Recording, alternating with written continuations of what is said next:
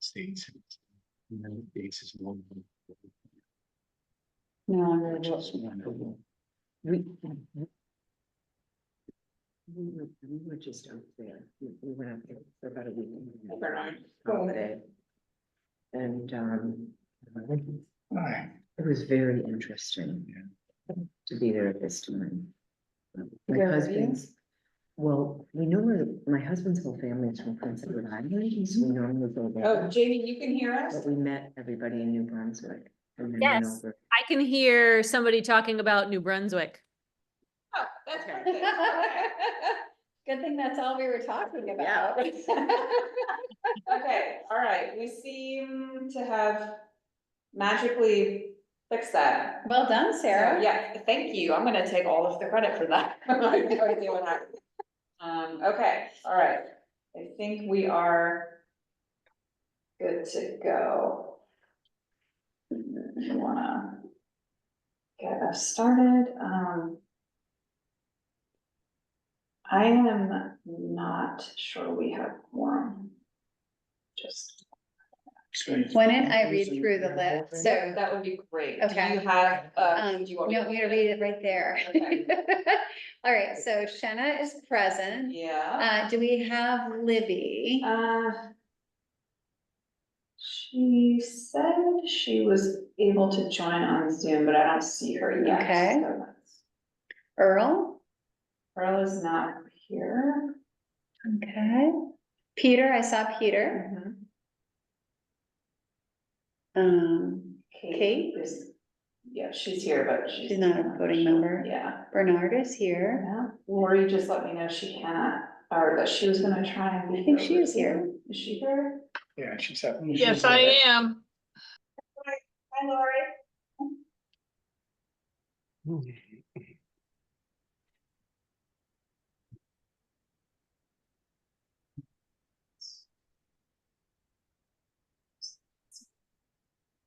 I think I threw 3 minutes. So let's just go back to the thing.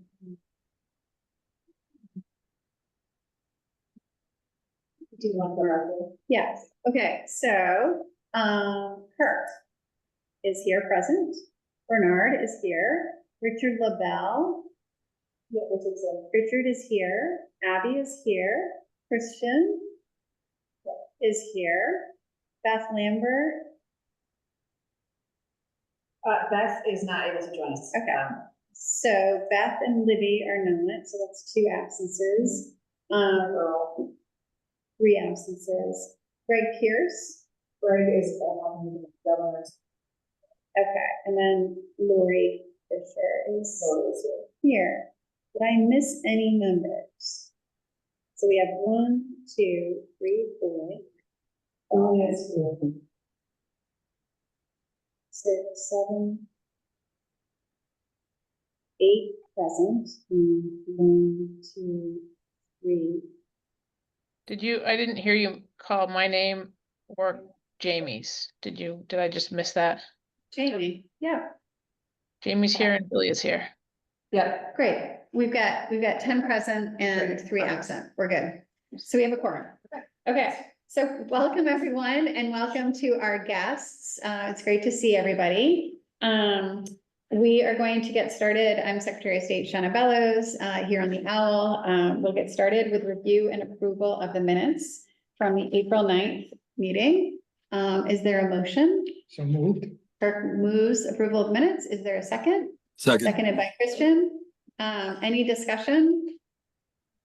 All those in favor, say aye or raise your hand. Any opposed, say nay or raise your hand. I don't see any opposed. Any abstentions? Speak now, please. Not seeing any abstentions. All right, next we'll go to the legislative update.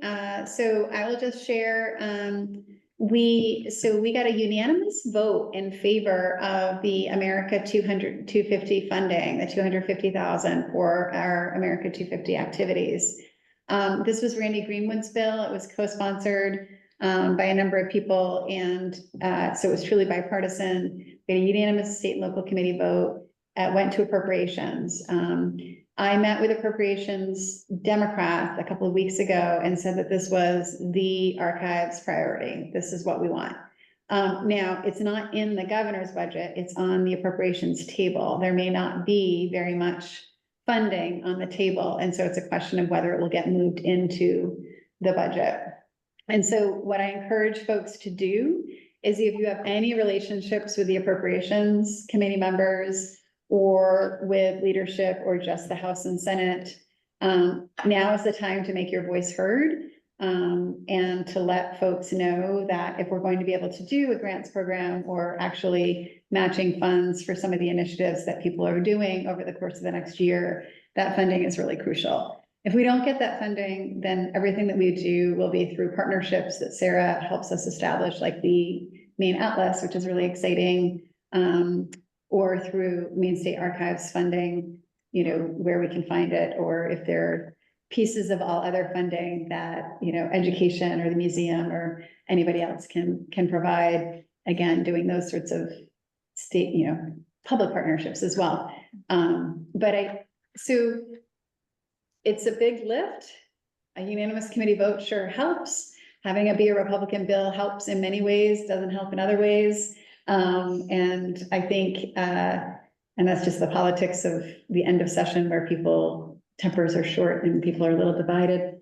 But yes, so we're going to keep trying. We're going to keep pressing. Emily Cook, who is the liaison for the legislature with the Department of Secretary of State, is there every day right now, talking it up with folks, in addition to some of our elections priorities.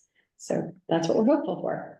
I think that is it. Yep. Well, the other big exciting news, it's not totally it, is I have nominated Christian Coates to be the Maine State Archivist. So thank you, Christian, for being the acting archivist since Kate took over as my Chief of Staff and Chief Deputy Secretary of State in January. Christian's confirmation hearing is Friday. We hosted the State and Local Government Committee, Republicans and Democrats, here in this room a week ago to look at some historical records and have an end of session lunch and just hang out. I think they really had a good time and we're really pleased with some of the thoughtfulness that Christian had brought to the conversations and the documents that he had picked for them to see. So I don't think that is going to be I think it's going to be pretty non-controversial. Despite the auspicious Friday the 13th. Despite it being Friday the 13th. So, yeah. Any other legislative updates anybody wants to share or has any questions about? Okay, seeing none, let's go into event report outs. So we did a main calling on, well, it was a lovely main calling on April 16th with, a variety of different folks. Yeah, on there's a lot of people that the called in. program. Tiffany, from Maine Historical was there, yeah. Yeah, I think it was a nice way to get a little bit of publicity for the initiatives and the work that we're doing. Sarah, do you want to report out on the governor's conference on tourism? Yes, happily. So it was a great conference. I was really happy to be there. We tabled, which was great, and sort of did a very, very soft launch of the Maine Atlas project by having QR code and at our table where people could scan and send in nominations. So it was good. It was really helpful. I think it got us in front of not an atypical audience, but something a little bit different for us. So it was good. Built some good relationships with people and Francis Perkins Center and that stuff. So it was good. Yeah. Yeah. The only thing I'll Yeah, add is please. that, one of the plenary speakers was Cheryl Hargrove, who literally wrote the book on cultural tourism, and she has been commissioned to write and develop and create sort of an inventory book for the America 250. So she was also in Maine kind of scouting around for that book as well. And those are decisions that she'll make with the national leaders that she's working with, but I know that she did a site visit at the Winslow Homer studio. Oh, great, good. Yeah. Good. And we chatted with her about the Maine Atlas project, Yeah. which she was really excited about. So that was Yeah. fun. She was. Yeah. What kind of sites are they looking for? It's, you know what, Kirk, it's, they're picking one place from each state to tell the story of. Is like a commemorative book Tell the story of, of the site. That tells and then my understanding is that then collectively, all of these sites are a great example of us as a nation and our values.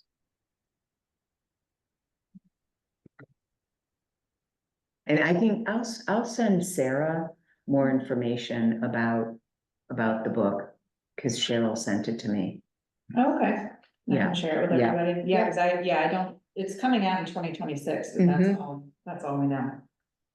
Okay.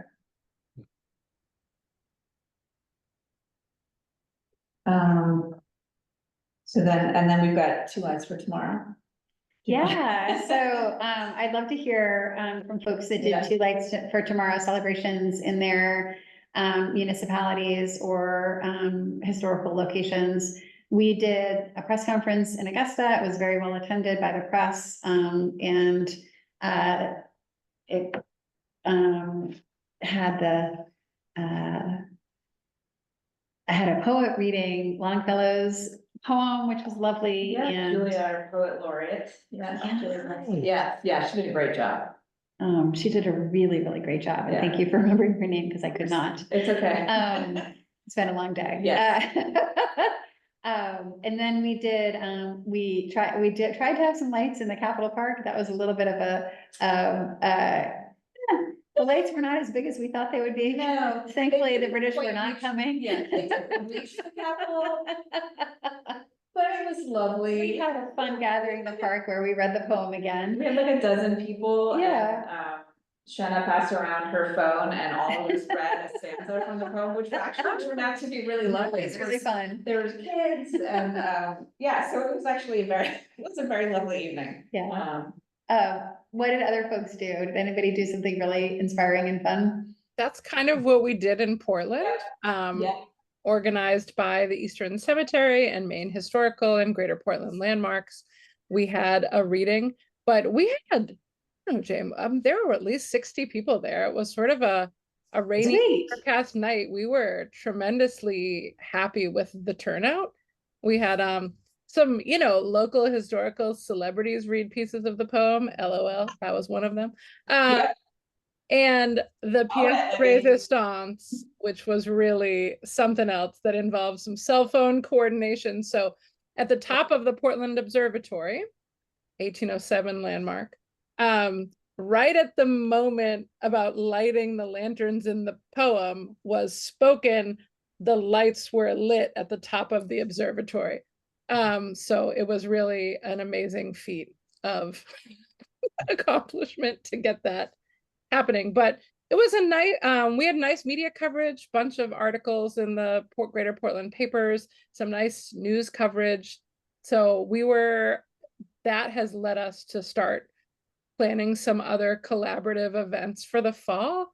And it was a nice way into understanding that the general public is actually interested in a lot of these anniversary events. So Jamie was there. Well, it was a lovely evening. And the Tate House over on the other side of the Portland Peninsula also had there were a lot of folks in costume and did a really nice lantern lighting as well. And they had a nice turnout too. So a lot going on in Southern Maine. I see in the chat that there was a cute battery operated lantern in the Perkins home that's from the Lincoln Historical Society.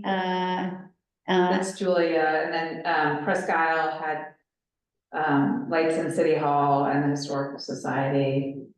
And then, Which is cool. and Lincoln. Oh, and the Research Center. Yeah.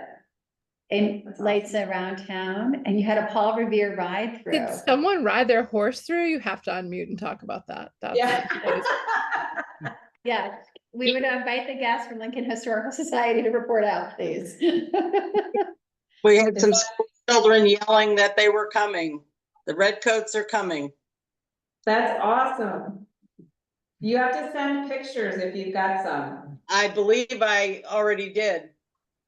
Oh, okay, I don't think I got them, so, all right, well, I'll connect with you guys, because I'd love to Okay. see that. Thank you. Great.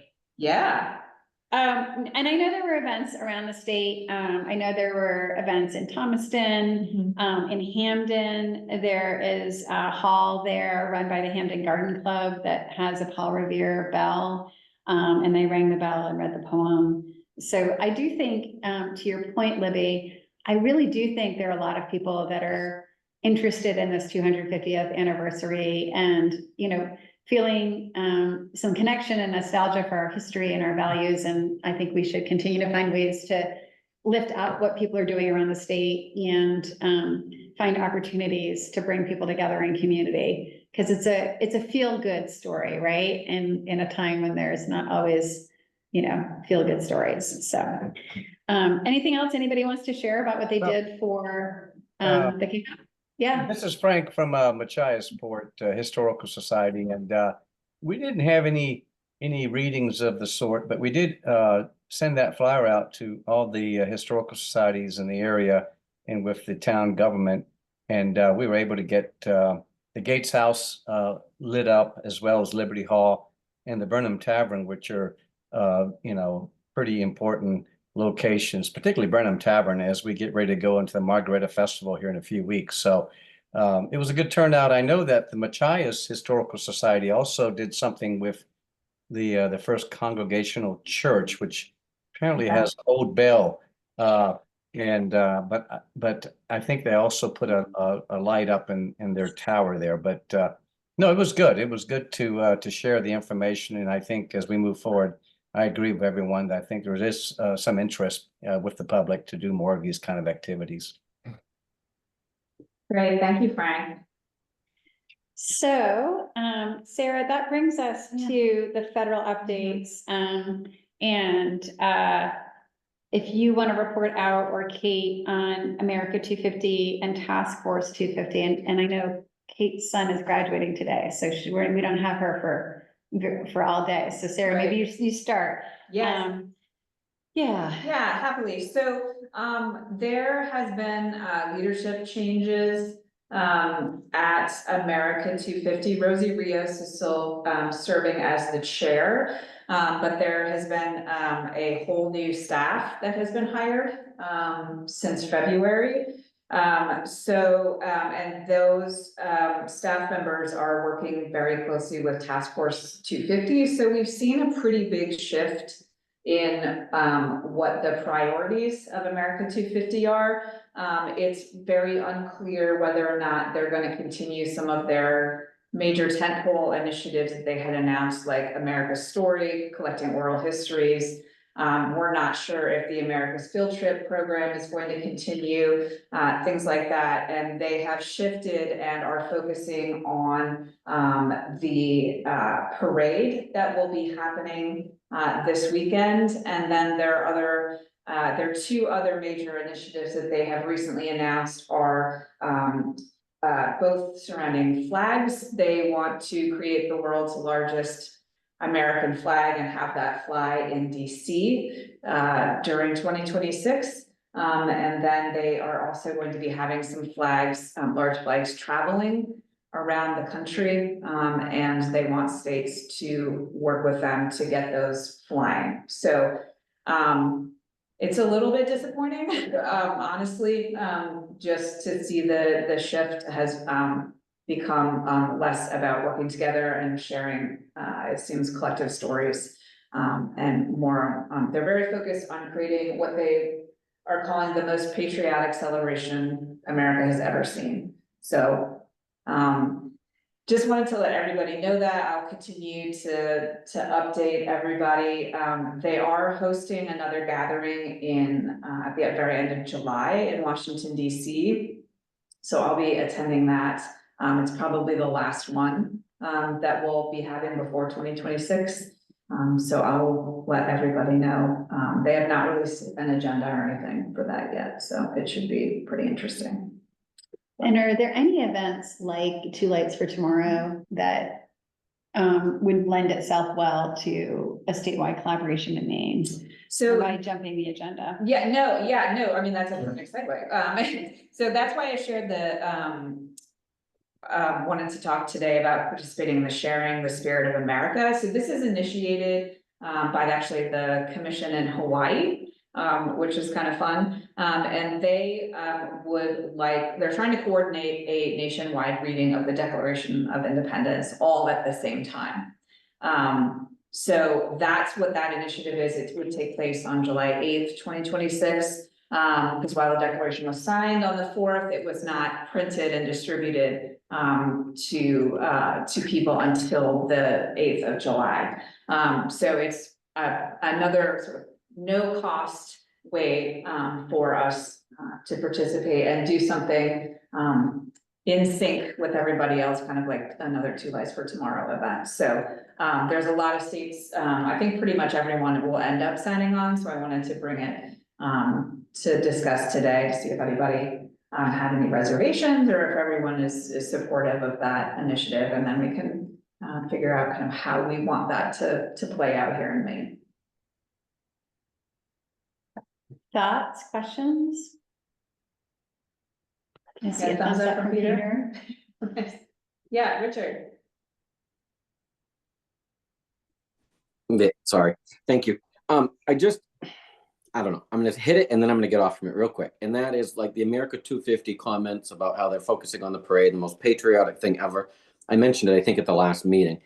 That's what people are looking for. And I know, like the Two Lights for Tomorrow, we coordinated things in Norridgewock so that our historic buildings had lanterns in them. And that's all fine and well. And the program in Portland sounds kind of nice, but it only attracted 60 people.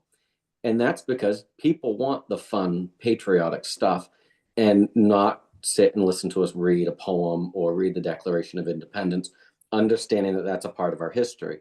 But it's not much to get excited about across the total population. Probably a lot of Q-tips or history buffs that are involving themselves in these things. And so I get it, and I would fully support this initiative, but I think we have to think about the lighter things, pull away from the story that we insist on telling, and talk more about celebration today. I think to 'Cause your this- point, Richard, I mean, the bicentennial had a lot of parades, even in Maine. So, you know, I think folks would be curious to know if and they tended to be around the state, right? There was a lot of stuff done in Portland, but there was also a lot of stuff done in Augusta and further north. So I think, and it would be interesting to look into this, Sarah, and maybe we have this in the archives. It would be interesting to know for the bicentennial, if Maine, you know, if it was the sort of local government extravaganza that Maine always is and always has been, and sort of Portland was like, yep, we're going to do this, we're going to do this, we're going to do that. I think you'll see a lot of community things in terms of parades and celebration, but I wonder how coordinated the statewide initiatives were, and if, you know, there's an appetite for like parades and things like that. There certainly was in 1976. There may be again in 2026, but I'm curious as to like how much we're going to harken back to previous celebrations, and what people's appetites are for that. I think it's a very fair point, Richard. Like that's what a lot of the bicentennial celebrations are throughout time. The focus of what's in the parade tends to change depending on when the commemoration is happening. Is there a big parade planned? Not that not that we're aware of, no. This committee certainly has the power to plan whatever we want to plan, right? And so one of the things I've encouraged Sarah to do is where there are initiatives coming from other states that we can participate in, please bring those to us. So I really like the idea of, you know, we did a reading of the Bill of Rights when I was head of the ACLU. We had a bunch of different legislators, Republicans, Democrats, community leaders, all reading it together.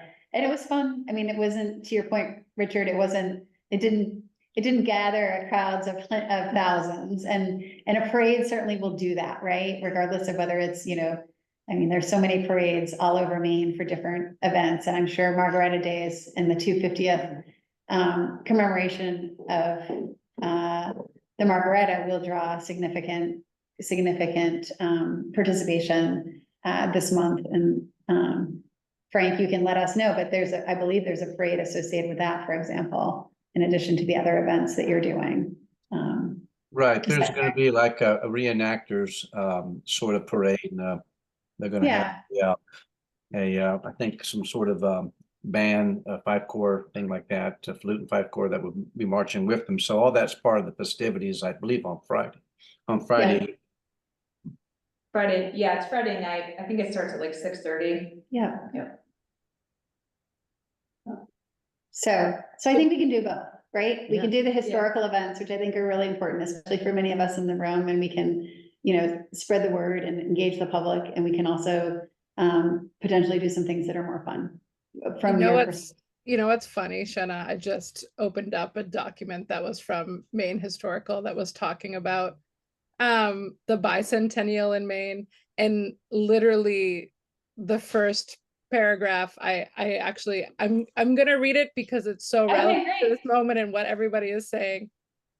Caught in a caustic crossfire of public and journalistic denunciation, the original National American Revolution Bicentennial Commission got off to a bad start.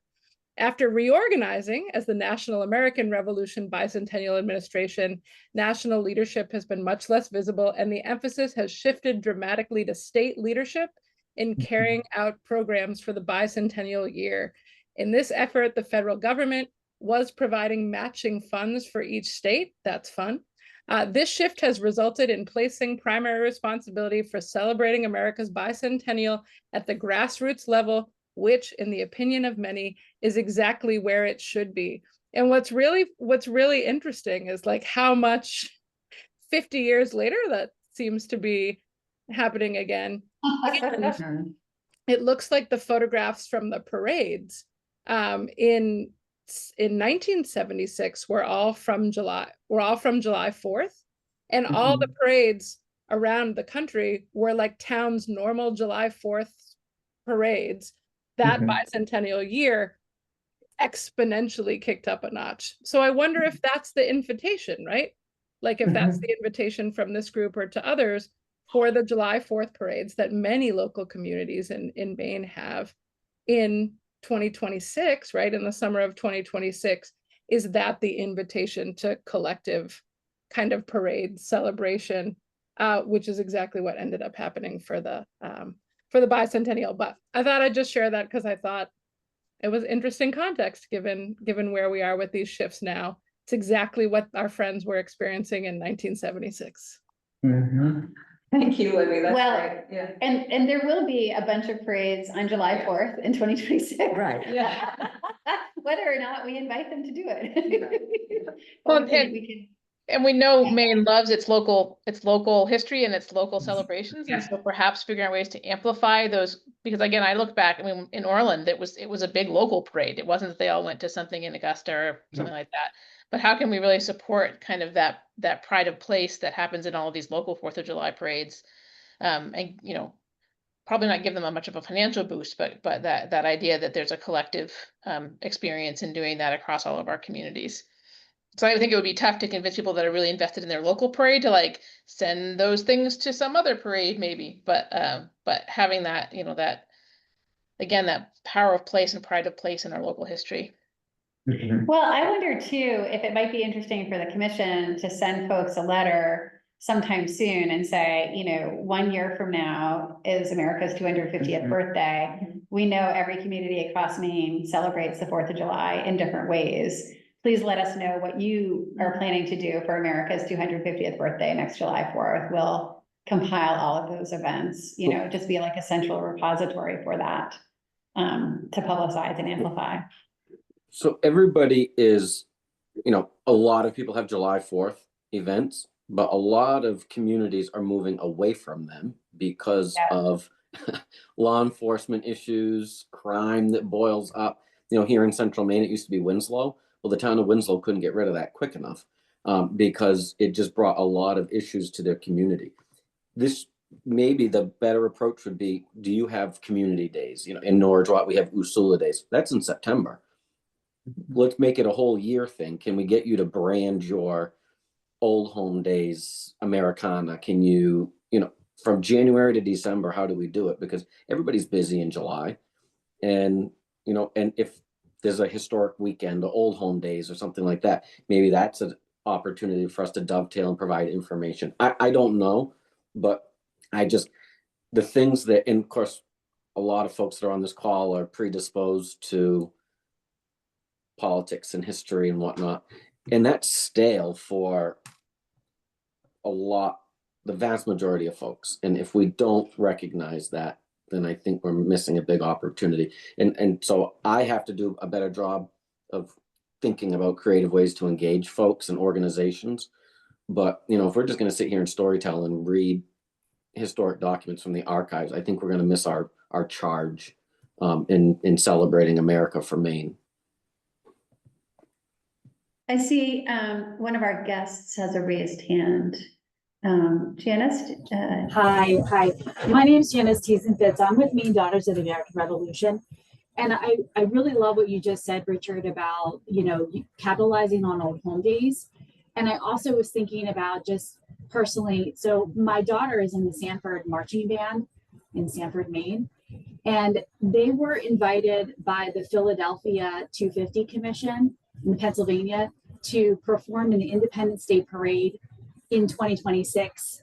So there's already outreaches from other, you know, places geographically looking for folks to participate in celebrations that are not even in our home state, but our state is representing, the students are representing us there. And they were the only high school marching band in the state of Maine that was invited to go march in the Independence Day Parade in Philadelphia. They are also going to, because it's becoming a big school fundraising trip thing, they're also going to go to Washington, D.C. and march in the Independence Day Parade in D.C. as well. I think the Philadelphia Independence Day Parade is on the 3rd, and the DC parade is on the 4th. That's exciting. That's great, Janice. Thank you for sharing. And I that. see that Presque Isle has a year-long list of events and celebrations planned. And I think, yes, not all reading poetry and declaration, although that is included, many of the events are hands-on activities. And I think that's the point, right? Like, let's not make assumptions about what everybody wants. Let's try to create space for things that everyone can enjoy. And have a diversity of things that we're doing. Yeah, Richard, I do like your point about, it's not everything is gonna happen on July 4th. I'm thinking like the Potato Blossom Festival at Fort Fairfield, the Clam Festival in Yarmouth, all of those are sort of the big annual celebrations in those communities, not necessarily July 4th. So I think that's an important note. And we can definitely, I love the idea of reaching out to the municipalities and kind of figuring out what everybody's big thing is and how do we help share that. So to everybody on this call, guests and members, if you have things that you're doing, please send them to Sarah. Sarah is helping to amplify them on our website, on social media, and also with our media partners. So Sarah's been establishing some good relationships with, she's been in conversations with TV and radio. And so we want to be able to amplify what you're doing. And the best way to do that is to get that to Sarah. So just in terms of adopting this idea of reading the Declaration and putting together some sort of event around July 8th, so that we're doing this, nationwide from Maine to Hawaii. Is there a motion to approve formally joining that compact and doing that? Richard, is that a motion? Terrific. Is there a second? Seconded by Abby. Okay. All those in favor, say aye or raise your hand. All those opposed? Any abstentions? All right, I didn't see any opposition or abstentions. Okay, that. I have one question. Yeah, Excuse me. absolutely, no problem. Around the community outreach, and this is a question, like curiosity thing. Does it make sense for us to think about creating a very simple, user-friendly kind of toolkit that communities can sort of patch into? Like we have a logo, like that's something we could actually, I think, when you bring on a marketing group, right, which is part of the atlas, like in other words, do we have, do you see that as being a possible effort? I think so. This commission has talked about and generally approved like the use of the logo guidelines, and we, kind of need to amp that up. But yeah, sure. A lot of states have, used the association, the American Association for State and Local History's 250 handbook as a basis. So I think,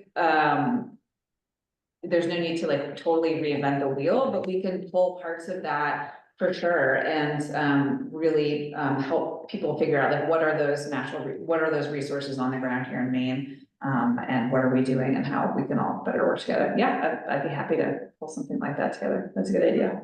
And Abby, that kind of program handbook that AASLH put together has everything from like Scout merit badge projects to, I mean, it's a really broad range of like really little small art contests, essay contests, Boy Scout programs. It's a really wonderful range of very accessible kind of small scale projects. The ideas that puts forward that could, if we could just kind of push that out, it would certainly be a good starting place. Yeah, That's great. Thank you, Julia. And back to July 8th for a minute. So I know Hollowell has one of the original printed versions when the Declaration was sent out to churches all over the colonies. Okay.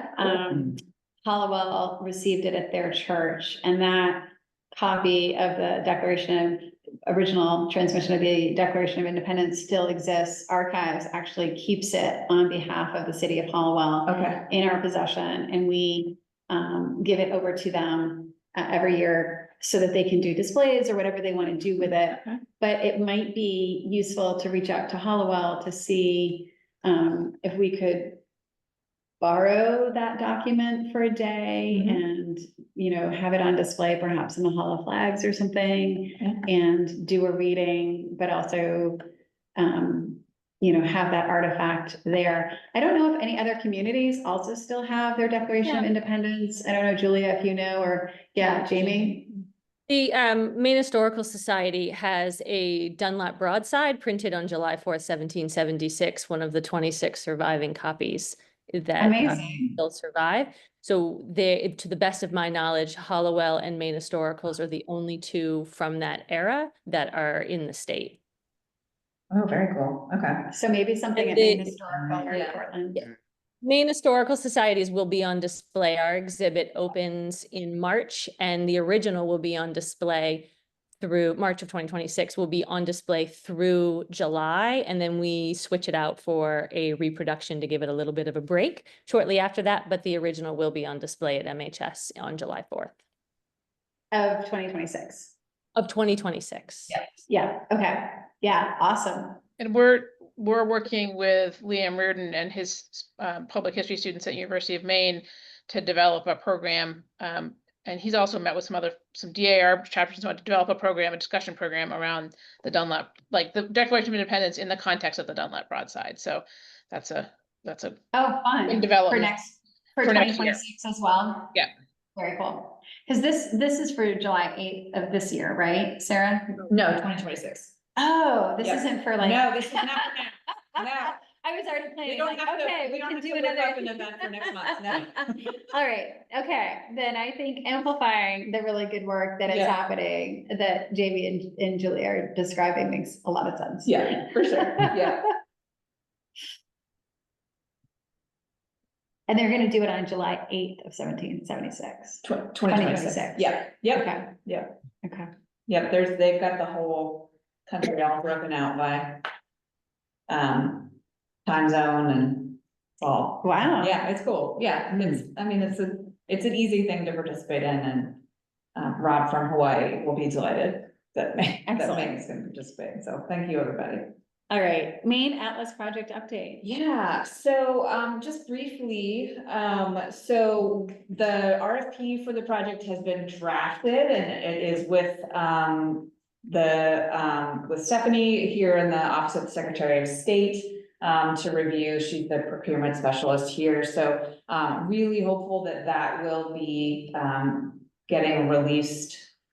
Probably not before the end of June, just because it's the end of the fiscal year, and there's a lot going on, but that, hopefully that will be out soon. And I'm really excited for that. We have launched the public nomination process, or the nomination forms. We soft launched at the governor's conference. We've been on News Center Maine, we've been in Maine Public. We are also going to be, the whole Maine Calling Show on Monday, June 30th is gonna be dedicated to the Maine Atlas Project and getting people to call in and talk about, what people think their main icons are. I'm really excited too. It's gonna be me and Bill Green. And then, they're organizing a whole bunch of other people to call in. So as that solidifies, I'll make sure everybody knows, but I'm really excited about that. I'm also talking with the Maine Downtown Center this Friday and all of the Main Street executive directors to get the word out that way. I think my ask for everybody is if you could share this, and also please nominate. We've only received about 30 nominations from the general public so far, which is great, and there's some great ones on there. And then Abby has generated a list of like 100 plus just in her car time, which is very cool. It's so good. And you know, I'm brainstorming, so I really, the more input on this project, the better it's gonna be. The more people participate. So if you want to share on social media, I will make sure everybody has the link for the nomination form, the logo, everything we're sharing on our social media. So is archived, so is Secretary of State, but that reach only goes so far. So the more the merrier, would be great. I think this is going to be a really exciting project, and the more input we get, the better. So. Sarah, I want to Yeah. add that Maine Calling is following up your show on July 2nd with a program on Maine's oldest buildings. Oh, And they're hoping to, I think, focus on buildings that were here in 1776 or so. But That is so that's cool. July July 2nd. Oh, so okay. So you that's be So on that that's, one. I will be part of Okay, that. that's Good. excellent. along with- Excellent. They haven't called us about the Perkins house, man, I'm bummed, feel left out. You can just talk to Julia. Cindy. You can be a featured caller, There we Julia. go, I could be a John featured would be caller. delighted. Right. Exactly. We won't, One- and we can talk about the what happens when you take a 1763 house and move it and rebuild it in a 1969 way, which Kirk knows about. Well, that would be a fun, fun conversation. One of the things I pointed out to Cindy Hahn Yeah, when she was arranging this was, during the state bicentennial, the Maine Historic Preservation Commission did a daily revolving exhibit of buildings that were standing in 1820. yep, And there are a lot of the old buildings are in that exhibit, and that's still Still accessible online, through our yeah. website. yeah. Which I may dip in and nominate some properties from that. Please do. Yes, please do. And yes, I have been eyeing that too. So, for sure, definitely want to use a lot of those. That'd be great. Great. That's great to know that that's happening on July 2nd. We'll be sure and share that on social media too.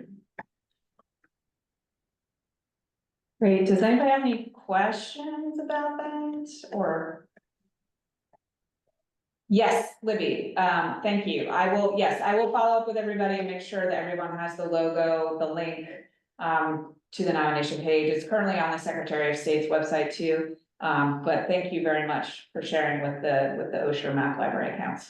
That's gonna be very cool. And Sarah, how hard and fast is the July 9th deadline? It's not super hard and fast. I set it for that date, knowing that we would probably wanna do another media push. Mhm. So we'll probably end up extending that. But just to give some sense of urgency, we set it for that date, but I'm sure it will continue and those inside, can. Get your nominations Yeah. into Sarah. Yeah. Secretary of State through the Maine Archives budget is going to pay for a public service announcement calling for people to submit nominations to the Atlas 250 project. Yes. So we are gonna do something around that. Yeah, One of the things we tried to do for the state bicentennial, it never got too far. We tried to locate the places where people read, what was it, the Constitution or whatever was read in each community. And I don't know if that would be possible for this project, but it might be fun for the Atlas to locate some of those actual places yeah, in communities where they read the Declaration. for sure. Yeah. That would be very cool. That is a really interesting idea. We never got too far with this, but we did locate some places, and in some towns, it was just, the building's gone, but it was Yeah, a this is place, where- and Whatever, yeah, people locally knew about it, or through, documentation is where that was done. Yeah. So, well, let's chat more about how far you got, and then we can see if we can pick it up from there, make some progress, that would be very cool. yeah. And maybe I might tap you, Jamie, to help with that too.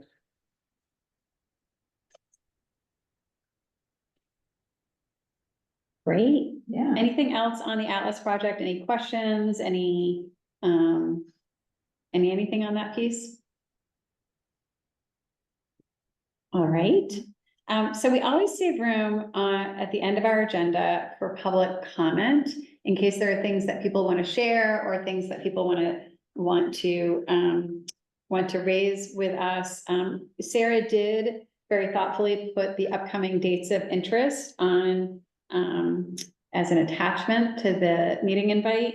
And so I think the most exciting immediate thing is the Margaretta Days Mhm. Festival, because that is, of course, the 250th anniversary of that historical incident. And I do think it's interesting, Richard, you mentioned July, like the whole year from July to December, but we're in the year, right? Like it's actually, you know, from April through perhaps to December of 2026, because we're marking a bunch of different 250th anniversaries all across this year as we approach the Declaration of Independence. So anyone from the public who would like to, Frank, I guess I would invite you first. If there's anything that you want to share. Sarah did put a really nice encapsulation about the festival, and has the link to the schedule of events, and the information about what's happening. But if there's anything in particular you'd like to foot stomp for the rest of us. No, I think, I mean, it seems like it's been covered very well. The only thing I would say is this year they actually moved it to a new location, West Branch Farms, and it's actually it's a good location. It used to be at the University of Maine, Machias, and we've had some folks ask the question why we moved it.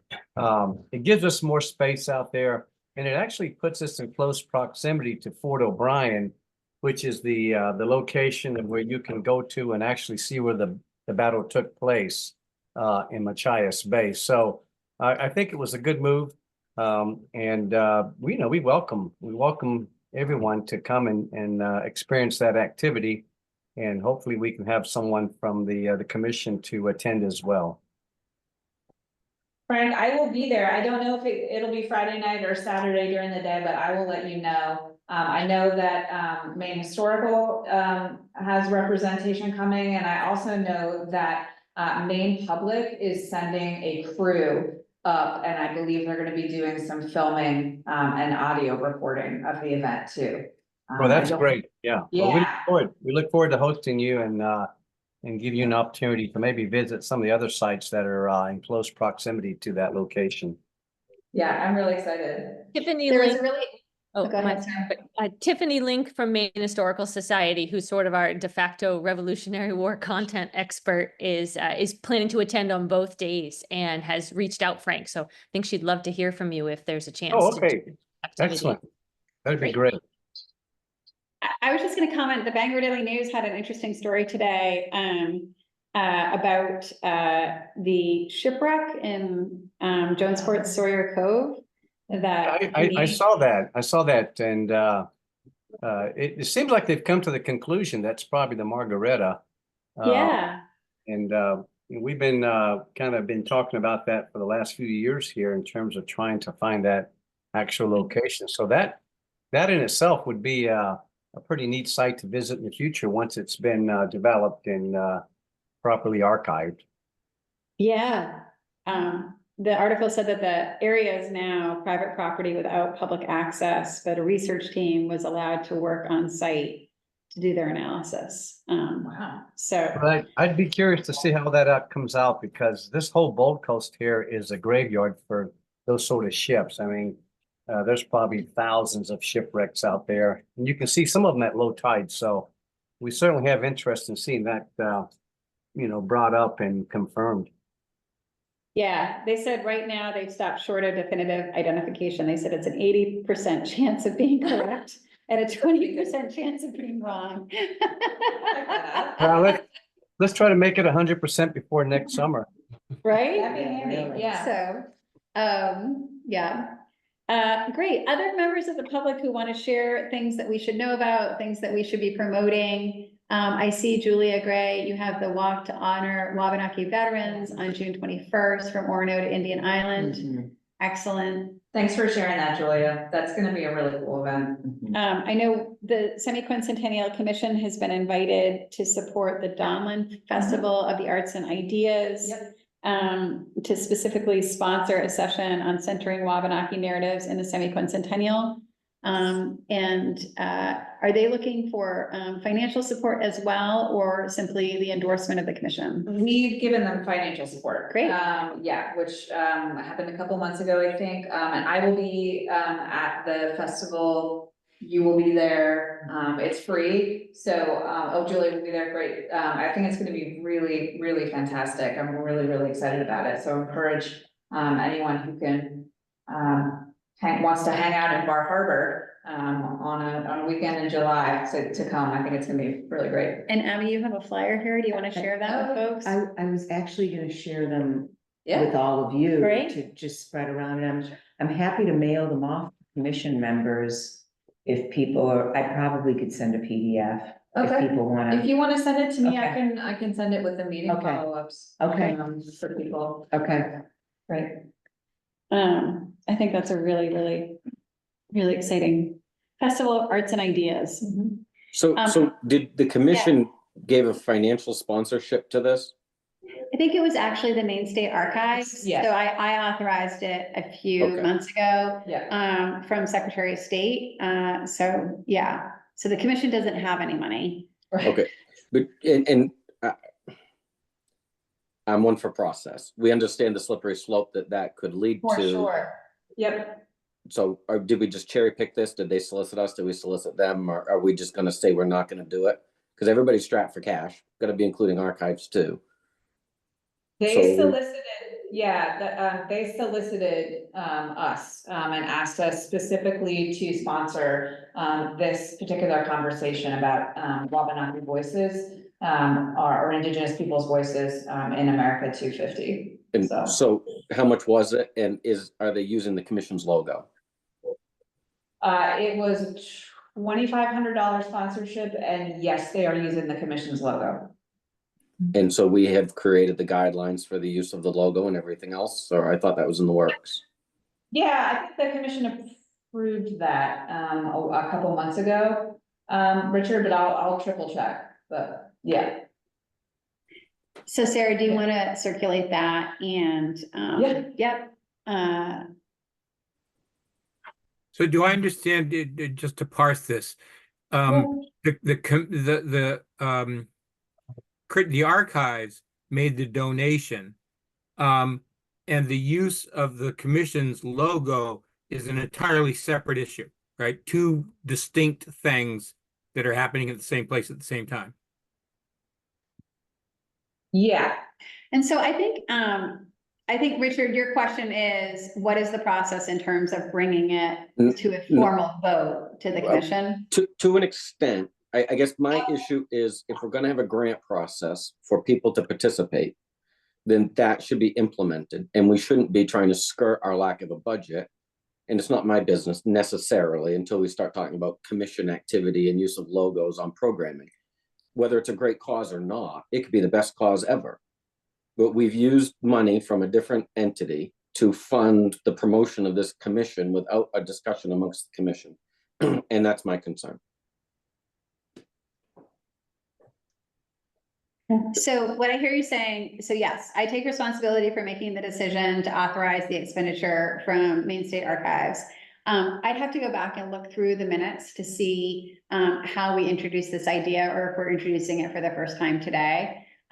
So we can definitely double check that and circulate that to the group. I think that we've discussed this before, but I do hear you, Richard, and Peter, I think it's inherent in your question. Let's take a look at guidelines that were previously approved and or previously drafted and bring forward, double check, like, are we voting every time we're asked? What is, and I do think there are two different questions. Like, obviously, I as secretary can authorize from my all other budget in terms of public education and sponsorships, America 250 activities, just as Jamie and the Historical Society do for their organization, and each one of us can act individually. But on behalf of the commission, we are a joint commission. So I hear you, Richard. But, And Peter. right, but so is it appropriate that Yeah, the semi-quincentennial commission logo appear instead of the archive logo? And maybe the group is agreeable to that, but I feel like there's a process to that. My point was that I think they're two separate things. I think their use of the logo is independent of their receiving money from the Secretary of State. That's not how Because I thought we were going down a path where, as we did with the state bicentennial, that pretty much anybody can use the logo as long as it's not obscene and so on and so forth. And I'm pretty sure I remember us having that debate and discussion previously. Mhm. I just wanted to second Peter on that process of, I thought maybe we could look to the Maine Bicentennial Commissions of that, because it was the same issue, right? Like there were going to be hundreds of events all over the state over the course of that year.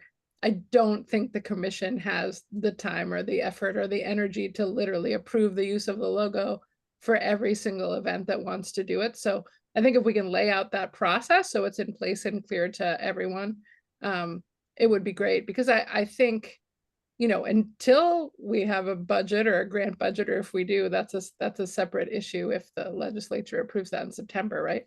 And we did already create guidelines, so I see Kate, has just taken herself off of, put herself on camera. Kate, do you have those with you and you want to share? I do. I'm looking them over right now, and Sarah, I'm sure, can circulate them with everyone.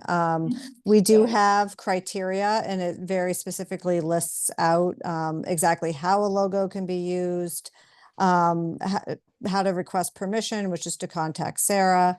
How may it be used, like in what way? They can't alter the logo. So there's a whole set of criteria that we've laid out. That I'm sure we can circulate. It's been circulated to the commission in the past, but I think it would be good, especially as we have new members, to circulate that around and refresh. So I feel like I'm beating a dead horse, but I don't feel that I'm getting the answer that I'm looking for. And that is, it says, the Semi-Quincentennial Commission has been asked to sponsor a session on centering Wabanaki narratives in the Semi-Quincentennial. So they're going to use our logo in exchange for archive money. Yes. And it's that process that I take fundamental issue with, that it's not about our use of the logo, but it's that we're sponsoring it, but yet in fact, we're not sponsoring it. So there's actually quite a bit of funding for the commission that the archives is paying for right now, because the commission has absolutely no money. So all of Sarah's travel to get around to communities or attend any of the regional meetings, that's all coming from archives budget. So if we can't take care of and satisfy the core of our operations, then why would we be sponsoring third-party sessions?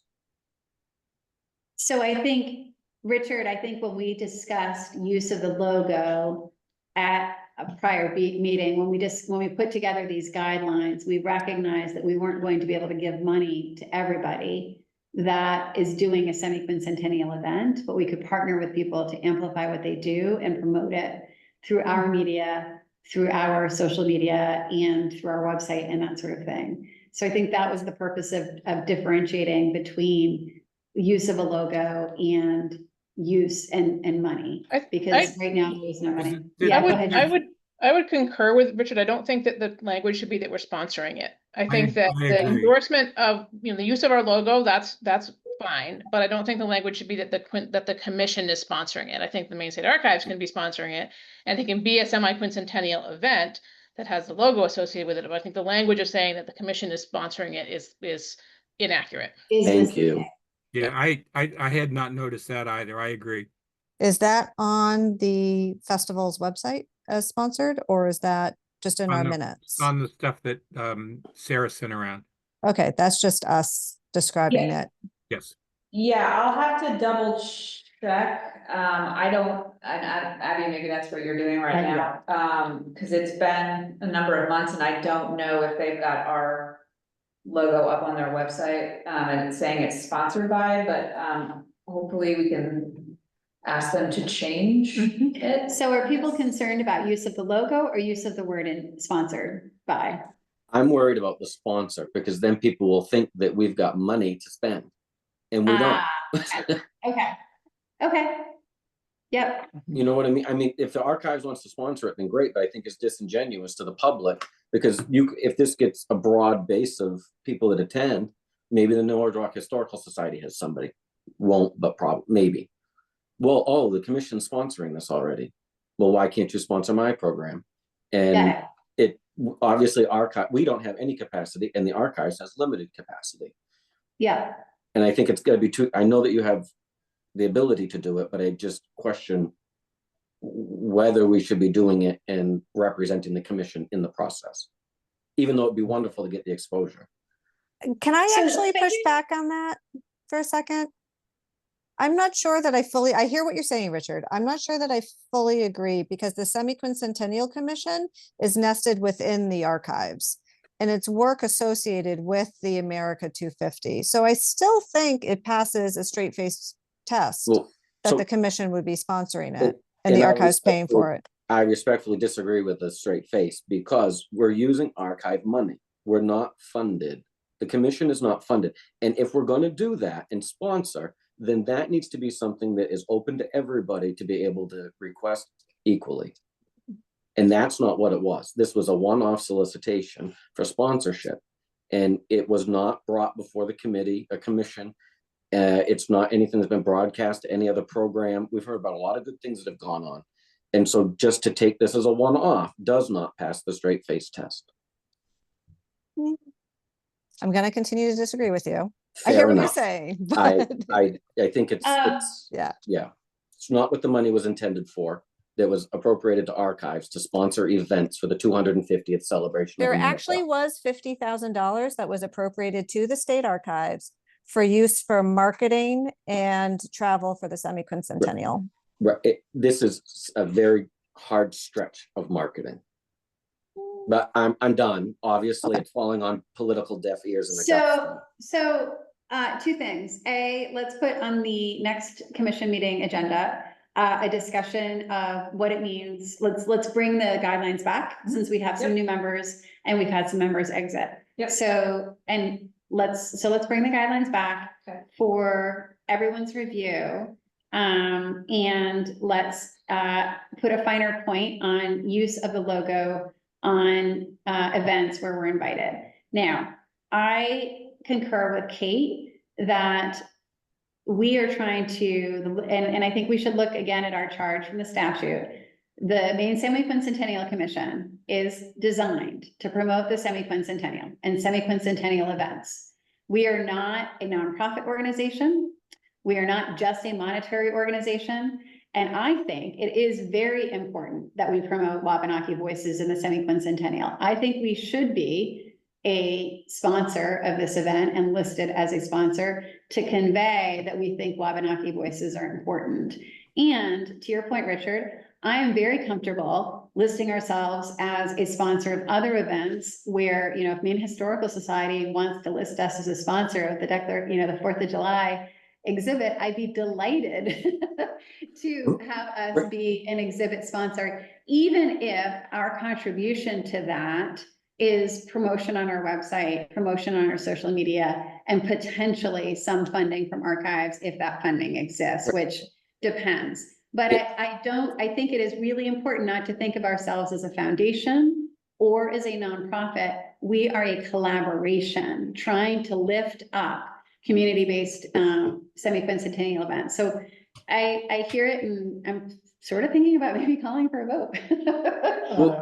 I was just wondering, Bernard first and then you, Richard, because I don't want to make it just a one-on-one debate, but a whole commission. Go ahead, I was Bernard. just going to raise the possibility of whether we could square the circle by calling the sponsorship something like a promotional sponsorship.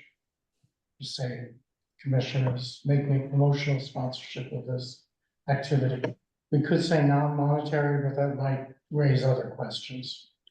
Well, and again, for other groups that may ask us to be a sponsor, so having been in the nonprofit sector for many years, when I ran events, I had many people listed as sponsors, some of whom in-kind did support, either whom we wanted to, like there was a fair exchange, like Equality Maine was always the sponsor of the ACLU event, and they got tickets to come, and I was always a sponsor of their event, and we got tickets to come. So sometimes it conveyed partnership, sometimes it conveyed financial support. But these nonprofits and organizations, they're not going to want to take up valuable flyer space or, you know, poster space, trying to create a separate category just for us. They're going to have, you know, sponsors, hosts, and not, right? And so I want to caution us getting too tied to the money, especially because there's a really good chance we don't get the $250,000 despite our best efforts. And I don't want that to mean that our logo isn't used over the coming year. That would be That would be absurd. And if you think about the historical record, what did this commission do? Again, our charge from the legislature wasn't to find money and spend it. It was to promote and celebrate the semi-quincentennial in every single way possible. And this feels like a really easy way to do it. So I don't know, getting stuck in the bureaucracy and definitions. Richard, I think if lots of people start asking us for sponsorships, great.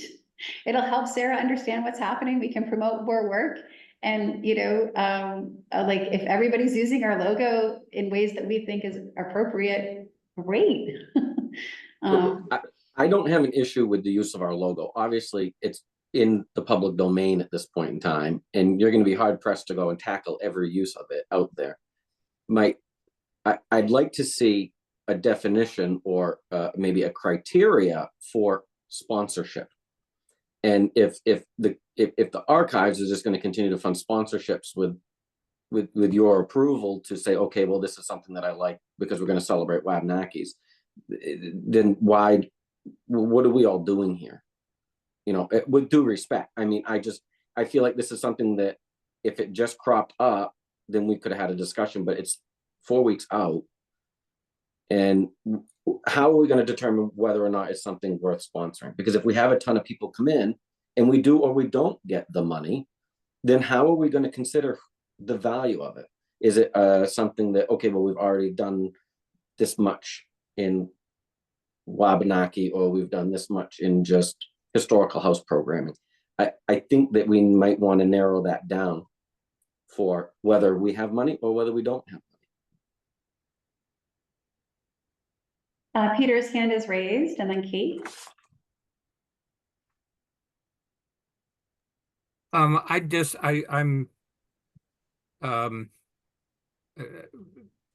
want us to be very careful, if we can, not to confuse or not to mix the substance of the sponsorship, which is for the Wabanaki and you know, being inclusive and telling that story and all of that, which Shenna articulated very, very well. I don't want that to get confused with the process, which is what Richard is talking about who decides, how does it decide, are there criteria? I thought it, for instance, that it said that the archives, but now it says that the commission has, but I don't think the commission's talked about it at all. So I think those are two different things, and I really hope we don't argue politics when we're talking about process and that sort of thing. I just think that's an important point.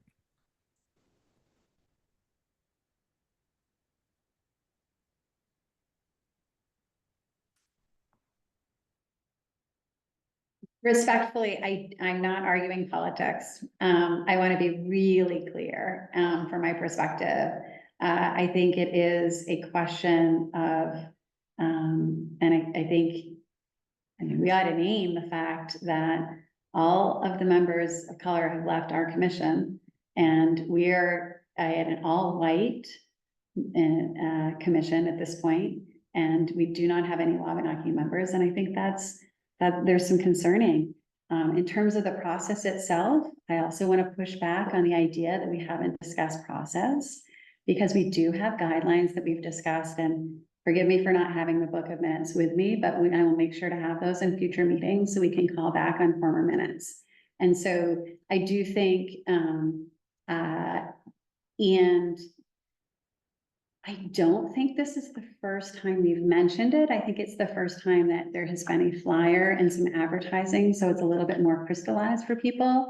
Again, because I don't have the book of minutes here, I can't say we discussed it on this date, but I do believe we did bring it forward to a meeting, and we can certainly verify that. So I think I'm going to suggest that at our next meeting, we have a more replete conversation about process, and we can circle back to those guidelines. And we can also do just a little refresher, because I don't want to get stuck in going back over old ground, even if we're, and I hear people that there's some concern that the idea of sponsorship elicits that idea of money as well. we could certainly do what Julia suggests, and if they have not already printed their materials, we could ask them to move from sponsor to partner. If, on the other hand, making that change would require reprinting or a cost to them, I would be deeply uncomfortable with asking them to do that. And we just have to say that if we made a mistake, we made a mistake. So, and I want to recognize the impact that requesting those changes could have on the people that had made this request. So Lori's got her hand raised, and then Libby, and then Richard. Thanks. I do want to have us have a further discussion about process, because saying that we should be referring back to the minutes to discuss what those guidelines are and what this process is not useful for any of us. We need to have those guidelines with us and understand them and have made sure that all of us have that in front of us, because we're all out in the world and we're going to get asked about this. And Yeah. I don't feel clear, and I have read the minutes. Okay. I do feel we need more discussion on this. I think Richard has brought up some good points. I appreciated what Peter and you, Sarah, have had to say, but I do think we need a fuller discussion on this, and we need to do it sooner rather than later. Okay. Libby, and then Richard, and then Bernard. So I think process for sponsorships moving forward is a great discussion to have. I totally agree. I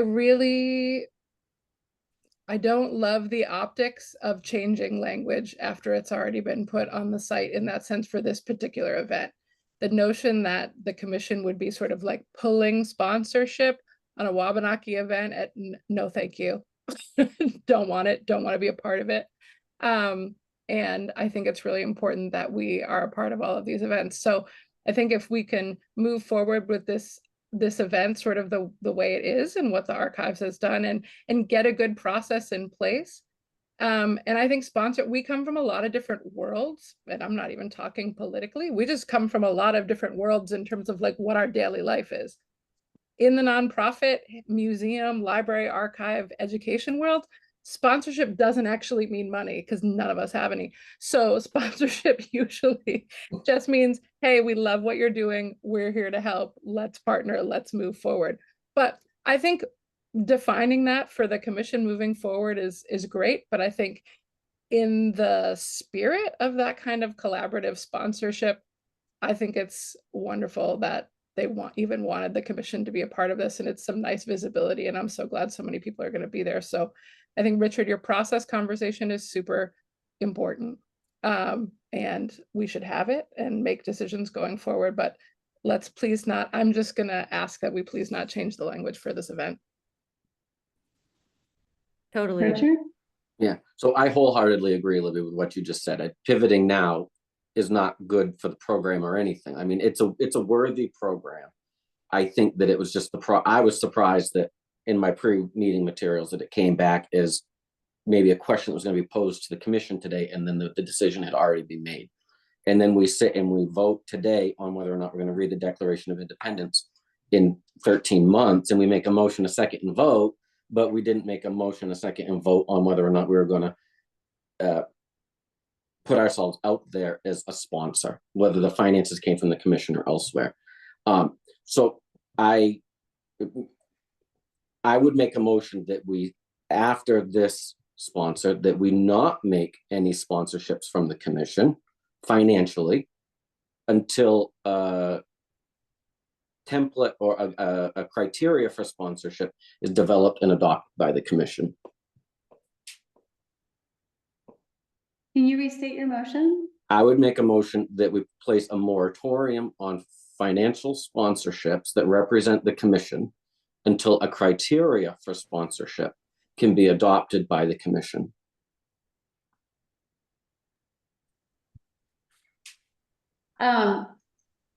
Kate?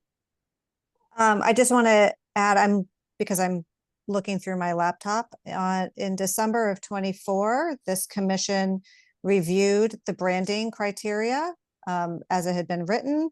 There were some suggested changes, and then the commission unanimously approved the criteria with the changes. So we have actually reviewed and approved branding and sponsorship review and process. So, Richard, well, I guess there should be a second before we do discussion, and then I have questions for the motion. Is there a second to Richard's motion? I'll second the motion for purposes of discussion. Okay, so Richard, does that mean that we would pull out of this event? No, after this event. We would do this and honor this event the way that we should. And we would not commit to any sponsorships until the commission has got that document that guides sponsorship. But Kate, you're saying in December, we did actually approve, is the word Yes. sponsorship in that list? It's branding, which often includes sponsorship as well, in my mind, but I would have to look it over thoroughly to make sure if that word is actually there or not. But it's Okay, use of the Julia, you're logo not and branding in partnership. Julia, you're not comfortable that we were explicit enough in that sponsorship piece? Yeah, I think we were really focusing on how people use the logo and the branding, and it was not an endorsement. It was specifically like, we're not gonna, and I just think that the idea of sponsorship carries a higher level of commitment than, yes, you are following the rules to use the logo as an event. So I think for transparency's sake, and I think that to be more clear about how we as a commission are involved with making decisions around something more substantive, like saying we are sponsoring this, or we are, endorsing this.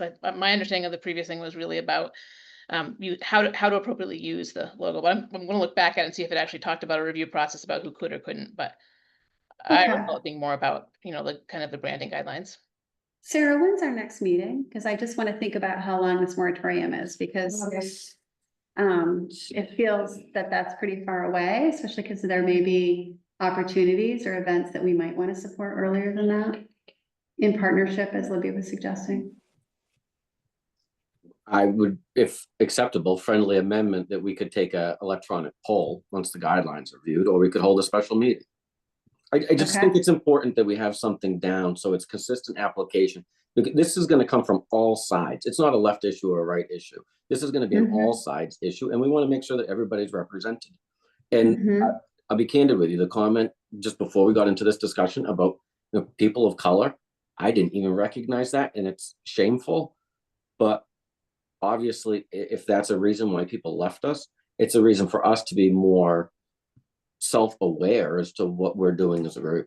If people are discouraged or people are just having circumstantial changes, that's concerning.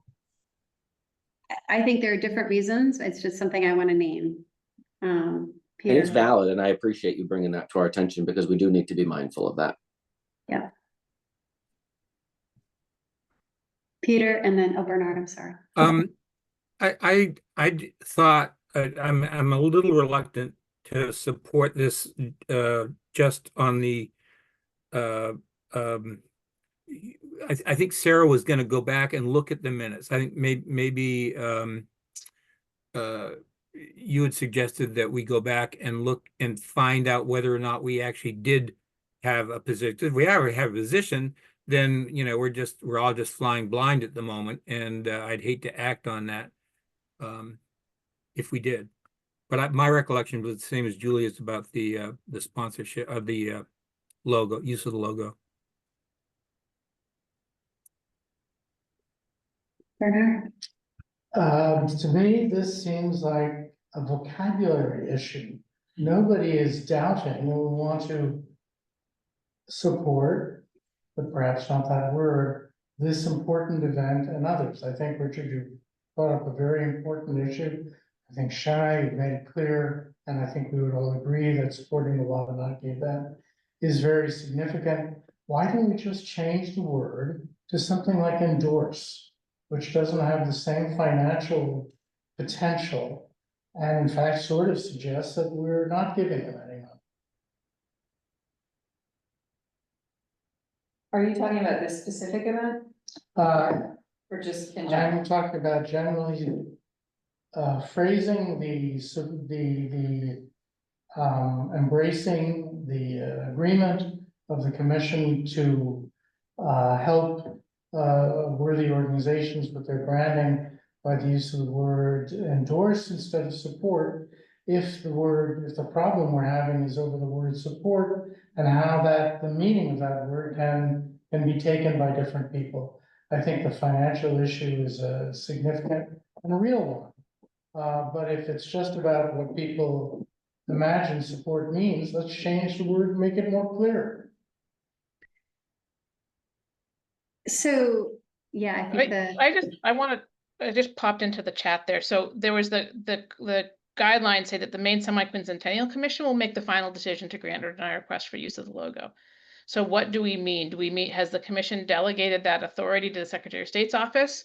Or, so I think that's where we're hitching up is, I mean, yes, language is part of it, but also there's the specific language in that document that the commission will make the final decision. And I think some of us feel like we were notified after the fact, as commissioners, that this decision was made. So, yes, and I think that the conversation has been really valuable in terms of creating some clarity about what we need to decide as a whole, just the question you just asked, Julia. So I think we need to talk this all through, and I agree that we need to expand perhaps our branding and logo guideline use to talk specifically about the word sponsorship, because I do think that is, or endorsement, or both, because I think different organizations will ask us for different things, right? As they're inviting us to participate, and we want them to invite us to participate. That's the whole point of what we're doing. So Richard, I concur with this sentiment. I'm not sure that I'm ready to say a moratorium, because I think that would then put in place a chokehold that would require an affirmative vote to end the chokehold. What I can tell you is that as Secretary of State, I won't authorize the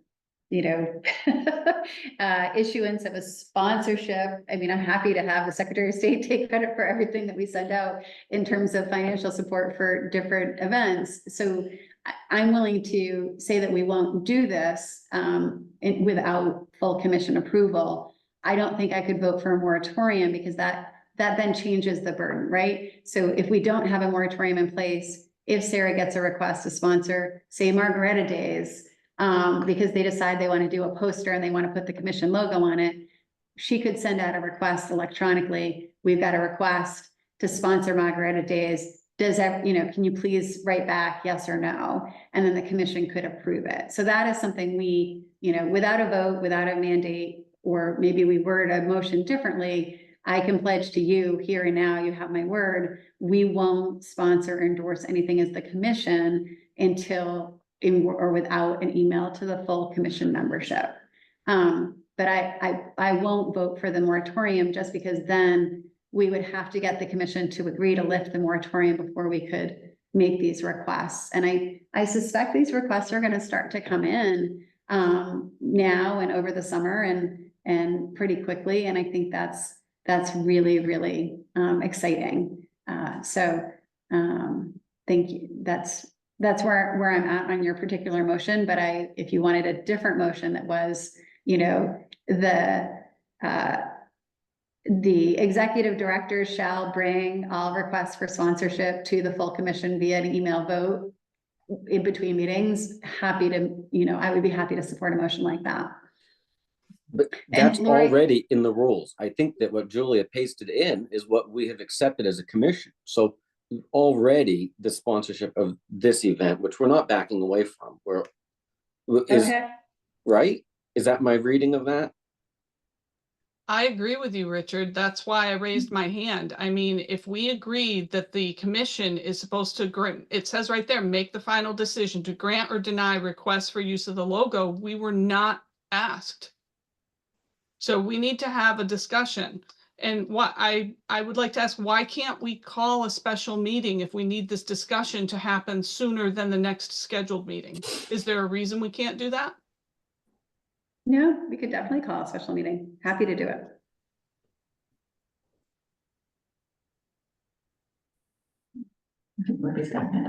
Living? Totally support a special meeting. Really want to keep the sponsorship in place as people are in play. And just want to make this comment. Another reason why people might be on or leave a commission, if we get hundreds of requests to sponsor these things, I cannot email respond one way or another to everyone who wants to do something. So I would really encourage us in this special meeting to figure out a really open and kind of welcoming and embracing process, because I think we want this commission to be visible and representative of the great diversity of people that comprise the state of Maine. And I think we could really move things forward in such a way where we can be a beacon of that happening in this country right now, and really come together despite political differences to move these things forward. And I think everybody is here in good faith to do that. So if there's a process, we should follow it. And if we want to make the process a little easier so people will actually approach us and want our imprimatur, even better. Like, I would love people to want our participation and our sponsorship, as opposed to, we have to email them, we have to do this, we have to do that. So let's talk process, get something that really is inclusive for everybody, and not 700 emails to my inbox, which I literally cannot do. And as a part of that conversation, could maybe staff go back and review proposed amendments to what we adopted for policy back in December? Because I think maybe we should have they apply in an automatic approval, and then maybe that gets compiled and sent to the commission. And then there would be a trigger that, okay, you know what, I don't think that's a controversial thing over there that we shouldn't be involved in. And then somebody could ask for, I don't know, it's the process. But to think that we're all going to vote on every time somebody submits an application to use our logo. Yeah, I think we discussed at some point, or there was a brief conversation about whether or not like the executive committee would approve it, or yeah, something so that the whole commission isn't having to do every single thing. And I'll just note to you that most states are not requiring they have no requirements to use the logo. Most states are just have it free and available. So we can throw that in the discussion too if people want, so. I see Christian and Jamie, and then I think we should probably call the question, because I think we're past time for the meeting. And go ahead, Christian, and then Jamie. I was just gonna remind everybody that, you know, if the legislature does not vote the funding for the commission, then this is all kind of a moot point anyway, because there won't be any funding to spread out. So I'm agreeing with what Libby had to say just a minute ago, but just reminding everybody that there might not be anything. And then Jamie? Thank you. So just a couple of sentiments. As an organization with a robust selection of 250th programming afoot, you know, coming up with a simplification process for us to, like, as an organization, not come to the commission for each and every one of those activities. So, you know, maybe simplifying, as Richard said, some of the parameters. I think it's also important to note that the Secretary of State's office and the Maine State Archive should be able to spend their funding as they see fit. And so maybe just untangling the sponsorship language from that, but, you know, this shouldn't be up to this commission to necessarily, at least in my view, to determine how those funds are spent if they are not the commission's funds. And then lastly, just trying to maybe better understand the differences between logo use and sponsorship. So I know we were trying to kind of suss that out, but there seems to be a bit of an overlap, and perhaps simplifying the process for logo use. But when something is elevated to the level of quote unquote sponsorship, whether in kind or financial, maybe having a more informed process for that, just so it kind of like to the layers of it, just so it makes it a little easier for those of us out doing the work, and maybe a little bit more of an informed process when something is slightly more official, whether there's money tied to that or not. All good comments and good sentiments. Well, thank you everyone for a robust conversation. The good news is we're all really engaged, and that is good. So we're calling the question. So Richard, do you want to repeat your motion, or Sarah, do you want to repeat it? I did not write it down, so I would welcome Richard to repeat. I'll do my best. It would be, it would be 10 minutes. Oh, it's recorded. It's recorded. So. To place a moratorium on financial sponsorships until criteria for sponsorship can be accepted by the commission. Accepting the Dawn Land Festival of Arts and Ideas. Is that a friendly, do you accept the amendment? Yes, I second it. Okay. All right, all those in favor, say aye or raise your hands. I think this might be a divided one, so it'll be important to keep your hands raised. So Richard and Abby. All those opposed?